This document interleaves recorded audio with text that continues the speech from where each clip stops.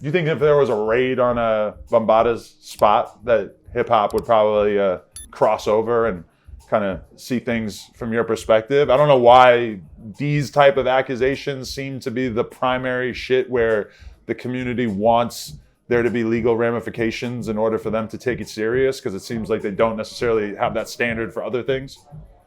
You made a hell of a point. You answered your question without even answering it. Well, Africa Bambaataa is like, first of all, people got to understand the niggas on. He's running right now.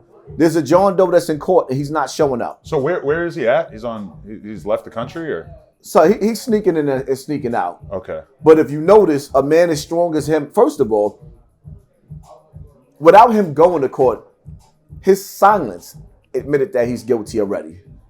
Without him going to court. Then people got to understand, there was a meeting when I came out on Africa Bambaataa. There was a meeting in on City Island. We was at Muhammad's apartment, and Bam, he met up and he apologized for what he did to me.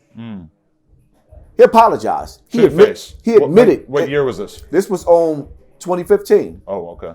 He admitted to what he did. He apologized, and I left it as that. 6 months later, I'm in a hotel room. I looks at the newspaper. Somebody called me, said, yo, look at the newspaper. They sent me a clip. Ron Savage is all over the newspaper. And I'm like, okay, I ain't got nothing to do with this nigga. I don't know Beat Stinger. So, make a long story short, brothers is telling me, yo, they planning on killing you. So I tell a nigga, Bam, I said, listen, man, I need me a couple of pieces. I need me like 6 guns. Oh, go talk to such and such. I said, nah, nigga, I'm talking to you. Make it happen. Oh, go touch this. Nah, nigga, fuck you. And that's after that, I went on Star's platform. So you were asking him for guns to protect yourself? Yeah. Niggas, let me tell you something, man. Them dudes is some seriously, you seen Omar from The Wire? There's a bunch of them niggas in that shit. Really? The Zulu Nation ain't nothing to play with. Them niggas ain't sweet. Well, they sweet, but they ain't sweet. Even though some of y'all niggas is like, y'all diabetics now, y'all sick and washed up, you know what I mean? But it is what it is. Yeah, they dangerous. Right. And even if we look at who has been receptive to you saying these things, it kind of takes renegade figures in hip hop, like somebody like DJ Vlad or Academics, not really part of like the mainstream hip hop world. You would think that the Breakfast Club would have taken these claims serious enough that they would have wanted to platform you too, right? Why would they? I mean, look at Charlamagne. Charlamagne got allegations on him. Right. Well, I got allegations on me, but I'm definitely not going to let that stop me from trying to get your story out there. No, but see, the difference is that young girl with Charlamagne, she actually went to court, but her mother dropped the ball on that. And then when you listen to Charlamagne, this nigga's on the radio bragging about what he did to her.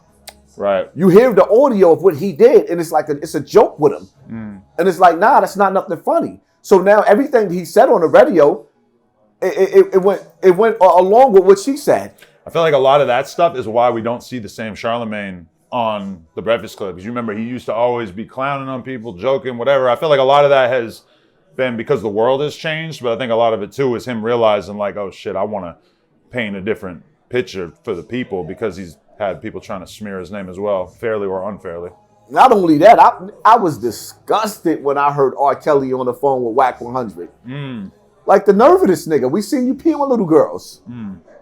The nerve of you. How could you even speak? Or like R. Kelly should have just opted out of the conversation when it comes to child abuse. You opt your ass out. So Bambaataa's strategy would probably be better for R. Kelly at this point. Yeah, because I mean, I don't know if it's just me being closed-minded or not being willing to follow the trail in terms of like his story. But yeah, I've tried to listen to his phone conversations where he explains every little piece of how he had his character smeared and everything. You're not going for any of it? R. Kelly, the black community should have put R. Kelly to rest a long time ago. They shouldn't have waited for the courts. But when you got money, people kiss ass. That's the bottom line to that. And it's so disrespectful. I'm not telling nobody not to listen to R. Kelly. I love R. Kelly music. But to sit up there and say, with a smile on your face, I don't care, I still listen to R. Kelly, is you disrespecting every child that man violated. And I'm talking about the ones that we don't even know about. Because we could tell, I mean, based off of R. Kelly's pattern, you could tell that he's been touching kids ever since he was a kid. And he's never stopped until he was stopped. Right. The proof is in the pudding. Now, what I will say is, as far as R. Kelly, I don't agree with the tactics that they use to convict him. Because you're innocent until proven guilty, and there's a certain procedure that the courts is supposed to abide by, and a lot of rules was broken.